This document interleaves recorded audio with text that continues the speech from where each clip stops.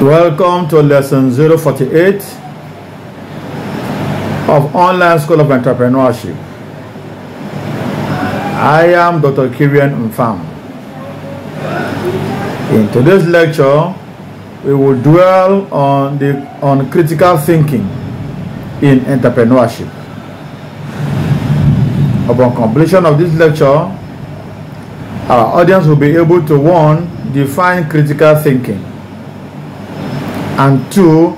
Explain impediments to critical thinking. Definitions of critical thinking. Here are 3 definitions of critical thinking by leading researchers. Firstly, Robert Ennis's classic definition of critical thinking.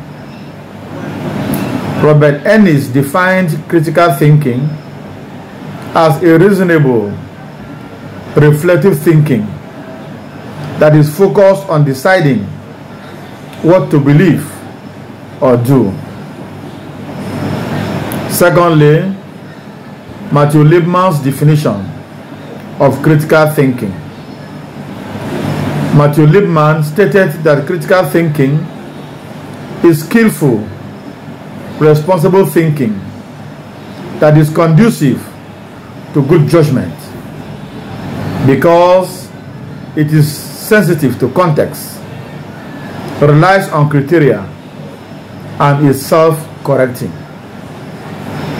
And thirdly, the informal presentations of Richard Paul definition of critical thinking. According to Richard Paul, critical thinking is thinking about your thinking while you are thinking in order to make your thinking better. Some prominent features of critical thinking. 1. Critical thinking is reflective. Critical thinking is different from just thinking. It is metacognitive, that is, it involves thinking about your thinking. 2. Critical thinking involves standards. Critical thinking involves having my thinking measure up to criteria. I can think about something accurately or inaccurately. I can use evidence that is relevant to an issue or irrelevant, or somewhere in between. When I reason out and try to understand the main ideas in a course I'm taking, for instance, I can do so on a superficial level, or I can try to understand them deeply, trying to get at the heart of the matter. Accuracy, relevance, and depth are examples of standards or criteria. The words critical and criteria come from the same root, meaning judgment. For my thinking to be critical thinking, I have to make judgments that meet criteria of reasonableness. 3. Critical thinking is authentic. Critical thinking at its heart is thinking about real problems. Although you can reason out puzzles and brain teasers, the essence of critical thinking comes into play only when you address real problems and questions rather than artificial ones. Critical thinking is far more about what you actually believe or do. It is about good judgment. 4. Critical thinking involves being reasonable. There are no surefire rules of reasoning. That is, no rules are so foolproof that they guarantee your reasoning will be successful. There are guidelines, even rules sometimes, but these always need to be followed thoughtfully, not by ruth. You need to apply them with sensitivity to context, goals, practical limitations, a whole host of realities. For thinking to be critical thinking, it must be reasonable thinking. 3 parts of critical thinking. Full-fledged critical thinking involves 3 parts. Firstly, critical thinking involves asking questions. It involves asking questions that need to be asked. Asking good questions. Questions that go to the heart of the matter. Critical thinking involves noticing that there are questions that need to be addressed. Secondly, critical thinking involves trying to answer those questions by reasoning them out. Reasoning out answers to questions is different from other ways of answering questions. It is different from giving an answer we have always taken for granted but never thought about. It is different from answering impressionistically, that reminds me of, or answering simply according to the way we're raised, or answering in accordance with our personality. It is also different from answering by saying the first thing that comes into our mind and then using all our power of reasoning to defend that answer. Thirdly, critical thinking involves believing the results of our reasoning. Critical thinking is different from just engaging in a mental exercise. When we think through an issue critically, we internalize the results. We don't give merely verbal agreement. We actually believe the results because we have done our best to reason the issue out, and we know that reasoning things out is the best way to get reliable answers. Furthermore, when we think critically through a decision about what to do in a situation, then what follows the reasoning is not just belief, but action. Unless something unforeseen occurs, we end up taking the action we concluded was not reasonable. Impediments to critical thinking. The way we think is an adaptation to the surroundings we have lived in. The patterns in our thinking are ways we have developed to make sense of what goes on around us. These patterns can be effective, but they can also be dysfunctional. Most likely, for each of us, the patterns are variable, effective in some areas, wildly ineffective in others, and mixed most of the time. Many aspects of the world we live in can be impediments to learning to think more critically. 1. Forming a picture of the world on the basis of the news.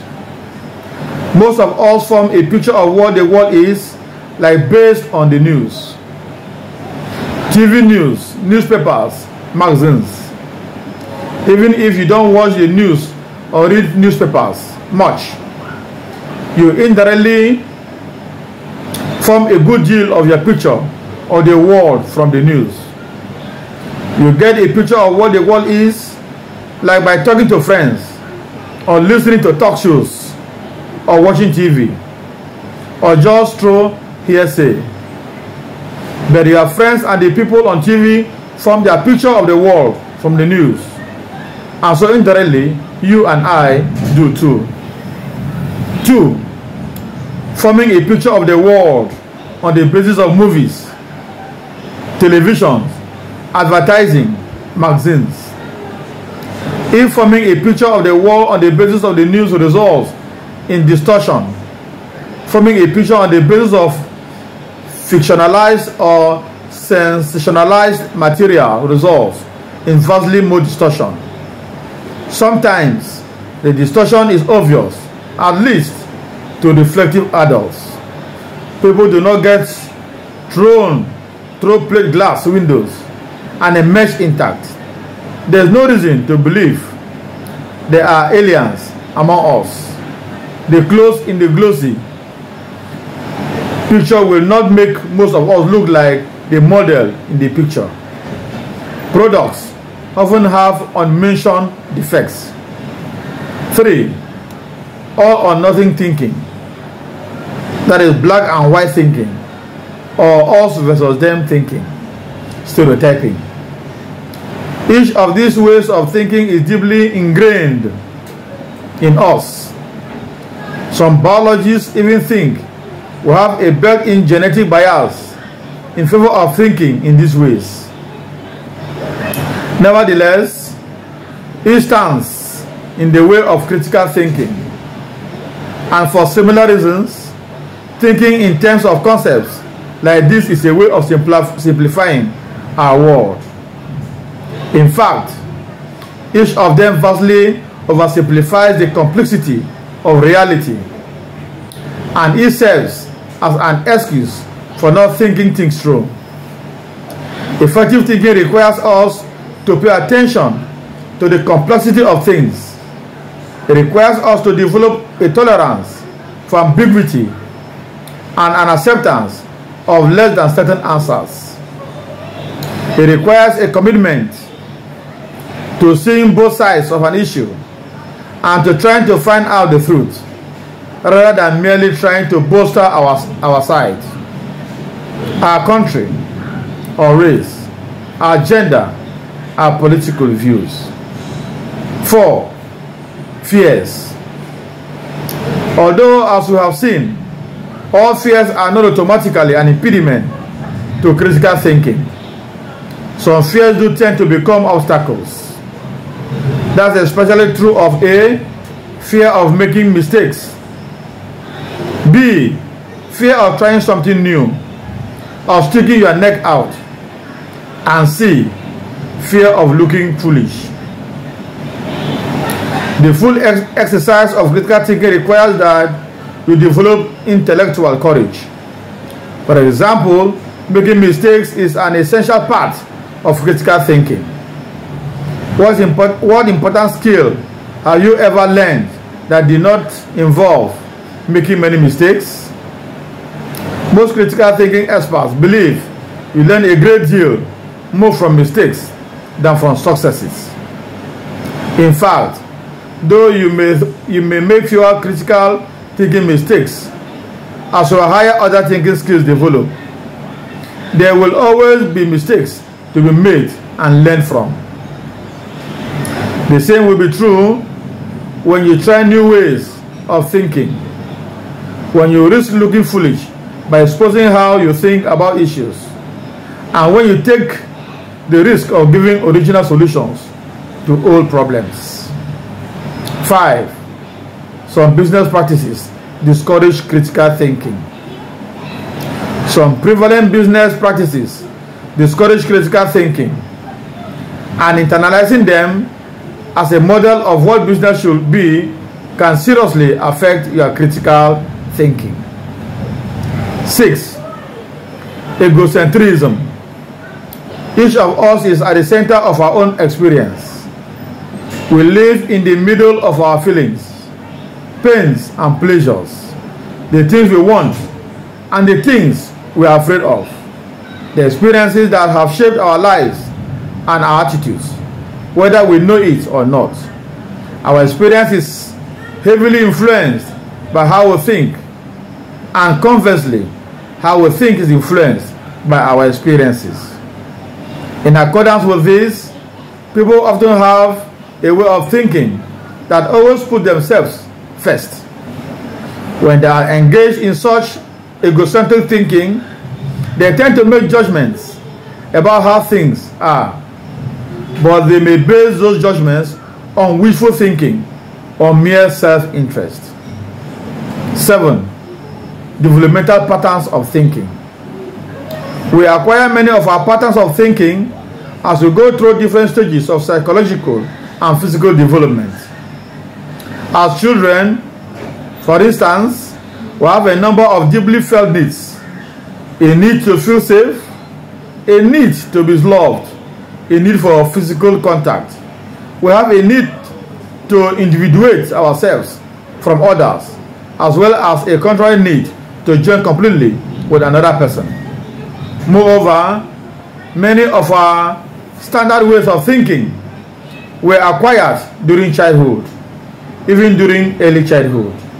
After all, that's when we first learn how to conceptualize and deal with emotions, frustrations, authority figures, strong desires, pain, and health.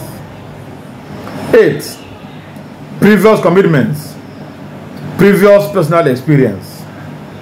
Suppose someone makes a point about a controversial issue, about politics maybe for instance, or capital punishment, or the benefits of a trade agreement. The most usual way to evaluate the person's statement is first to see how much it agrees with my views, and then give reasons for or against it based on the amount of agreement. This might be reasonable if my views were the product of extensive critical examination of my path, but often my views are ones I just happen to hold.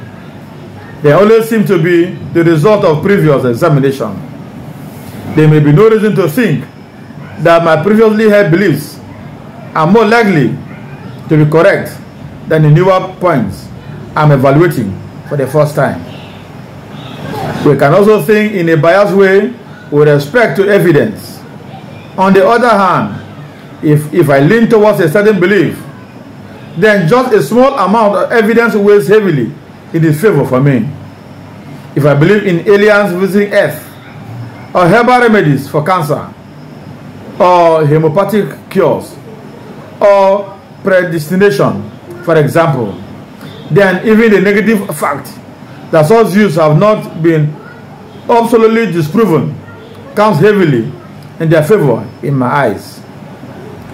If I oppose a belief, then a vague piece of evidence, or just the fact that it has not been absolutely proven, weighs heavily against it. In the course of this lecture, and in line with our instructional objectives, we were able to 1. Define critical thinking, and 2.